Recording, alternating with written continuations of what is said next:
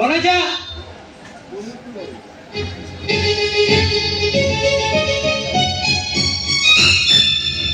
ବଣେଜା କାଇଁଟା ବୁଝଲ ଏ କଥା କଣ ସତ?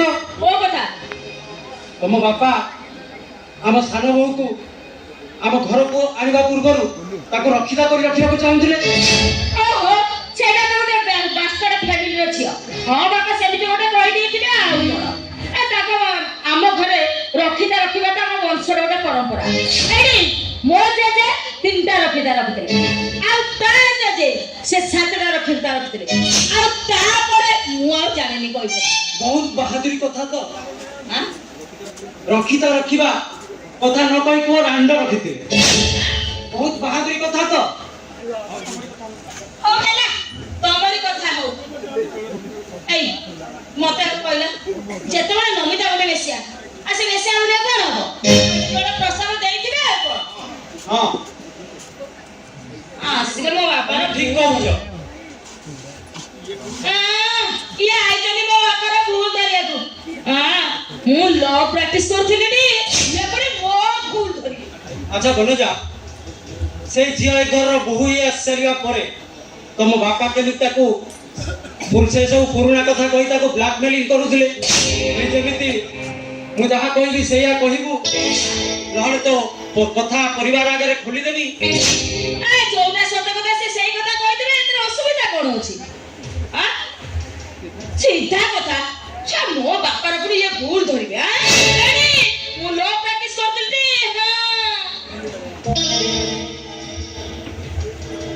ଦେଖ ତା ମା କାହାର ରଖିତା ଥିଲା କି ବେଶ୍ୟା ଥିଲା ସେଟା ଅଲଗା କଥା, କିନ୍ତୁ ଆମ ସାନ ବୋହୂ ମା ତ ଗୋଟେ ଭଲ ଝିଅ। ଓହୋ ତମେ କାହିଁକି ମୋ ସହିତ ଯୁକ୍ତି କରୁଛ କହିଲ? ଆରେ ଭଲ ତ ଭଲ, ହେଲେ ତା ମା ସେଇଟା ତ ଗୋଟେ ବେଶ୍ୟା ଥିଲା ନା। ସବୁ ତା ମା ବେଶ୍ୟା ଥିଲା, ତମେ ମତେ ବାହା ହେବା କରୁ କଣ ବେଶ୍ୟାବୃତ୍ତି କରୁନଥିଲ? ତମେ ଯେମିତି ତମ ବିଷୟରେ ଯେତିକି ଡାଟା ସଂଗ୍ରହ କରିଛି କଣ କରୁଛ? ସେ ସବୁ ହେଲା ତମେ ଗୋଟେ ସେଲୁନ ବାଲା ସାଥିରେ ପଳେଇ ଯାଇ 7 ଦିନ ପରେ ଫେରିଥିଲ। ଗୋଟେ ଗୀତ ମାଷ୍ଟର ସାଙ୍ଗରେ ପଳେଇ ଯାଇଥିଲ। 3 ଦିନ ପରେ ତମ ବାପା ତମ ବଲାଙ୍ଗୀର ଏକ ଲଜରୁ ଉଦ୍ଧାର କରି ଆଣିଲେ। ଆଉ ତମ ହାଇସ୍କୁଲ ଆଗରେ ଯେ ଗୁପଚୁପ ବିକୁଥିଲା ସେ ଗୁପଚୁପ ବିକାଳି ସାଙ୍ଗରେ ତମ ହାଇସ୍କୁଲର ଲାଟିନ୍ ଘରେ ପଶିଥିଲା। ଏ କଥା କଣ ମିଛ? ଓହୋ ବାହାବା ଆଗରୁ ଏ ଝିଅ ମାନେ ତ ଏମିତି ଭୁଲ କରନ୍ତି, ଆଉ ମୁଁ ତ ଜମା 10-15ଟା ଭୁଲ କରିଛି। ଆଉ ତମେ ଆଇଛ ମୋ ଚରିତ୍ର ବିଷୟରେ କହିବା ପାଇଁ? ତମକୁ ଥାନାରେ ଘୋଷାରି ନେଇଛି। ଲ ପ୍ରାକ୍ଟିସ କରୁଛି। କଣ କରୁଥିଲ? ଲ ପ୍ରାକ୍ଟିସ କରୁଥିଲି। ଲ ପ୍ରାକ୍ଟିସ କରୁଥିଲ?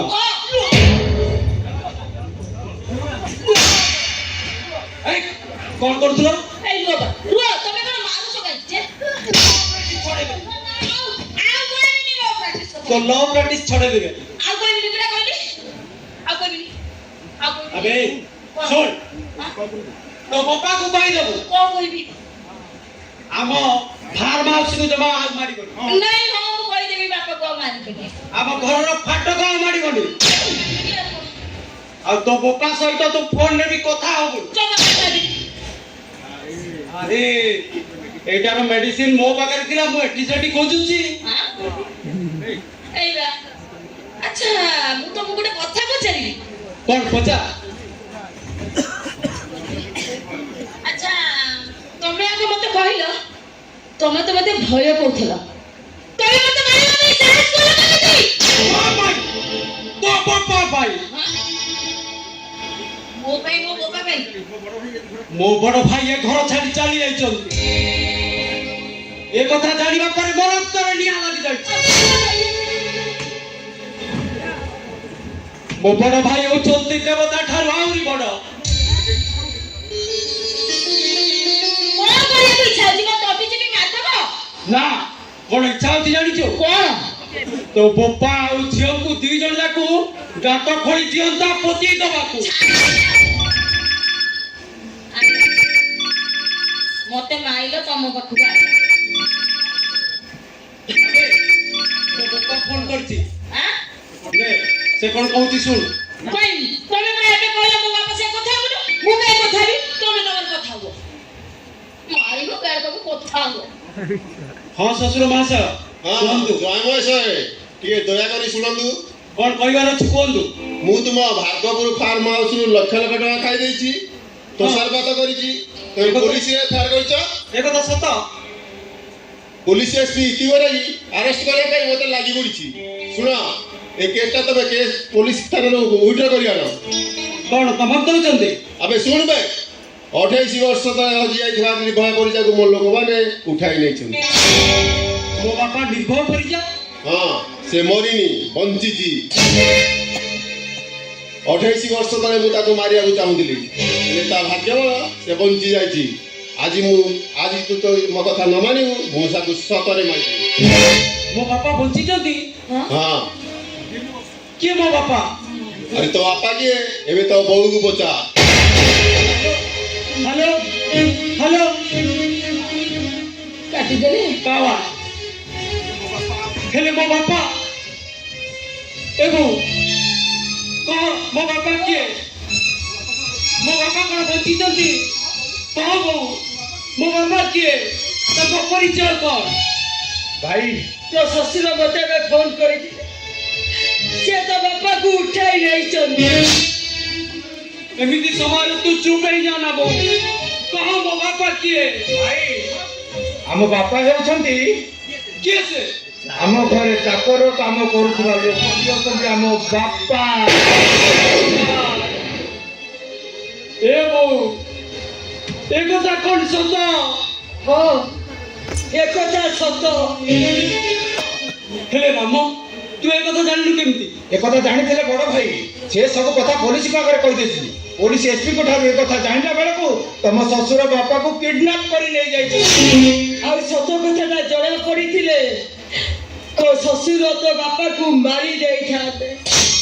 ସେଇଥିପାଇଁ ଆଜି ପର୍ଯ୍ୟନ୍ତ ମୁଁ ସତ କଥାଟାକୁ ଲୁଚେଇ ରଖିଥିଲି। हे भगवान मो बापा से जहाँ को हमें दी भाई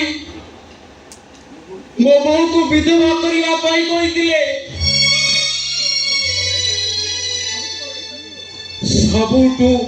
सबू तक भूल एटा पाई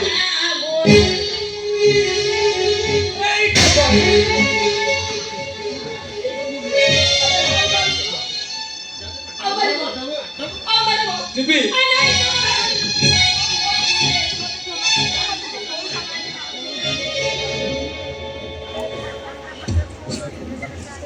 ଭାଇ ସେ ଭୁଲ ଟିକେ ହିସାବ କରିବା ଏବେ ସମୟ ନୁହେଁ। ଏବେ ଆମ ବାପାକୁ ଖୋଜିବାକୁ ହେବ। ଚାଲ ଚାଲ ଚାଲ।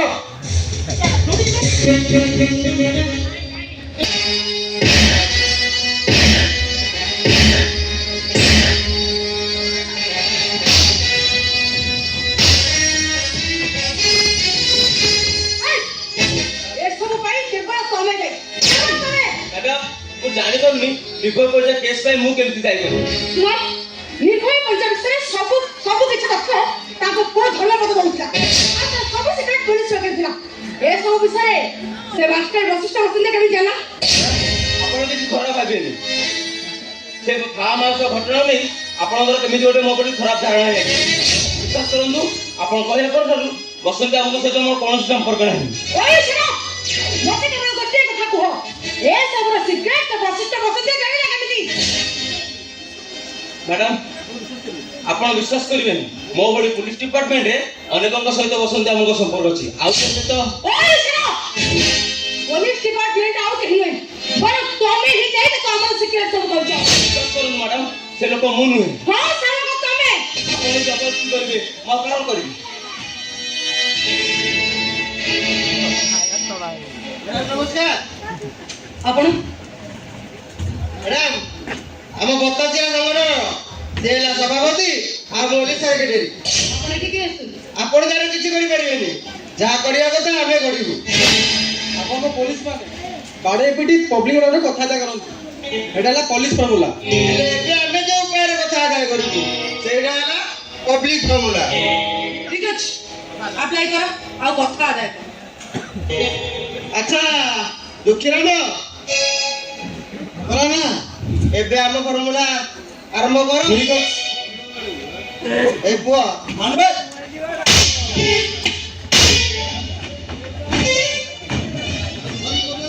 শীত কলানি আমরা ভাঙারি তল নাই মানে যাবে কি মানে যা তাহলে রে দাদু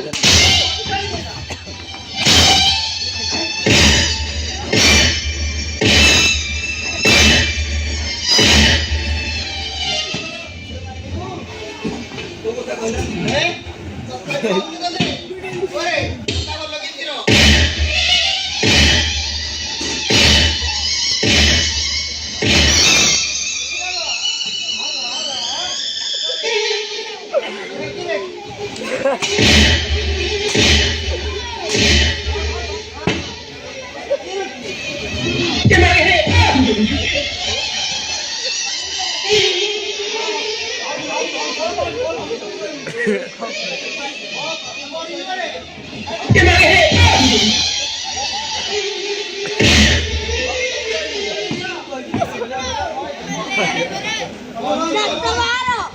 हम सब मैडम ଆଉ ଏ କଥା ଜାଣିଛି ନିର୍ଭୟ କରିବାକୁ ନେଇଛି ବଶିଷ୍ଠ ବସୁନ୍ଧା କେଉଁଠାରେ ରଖିଛି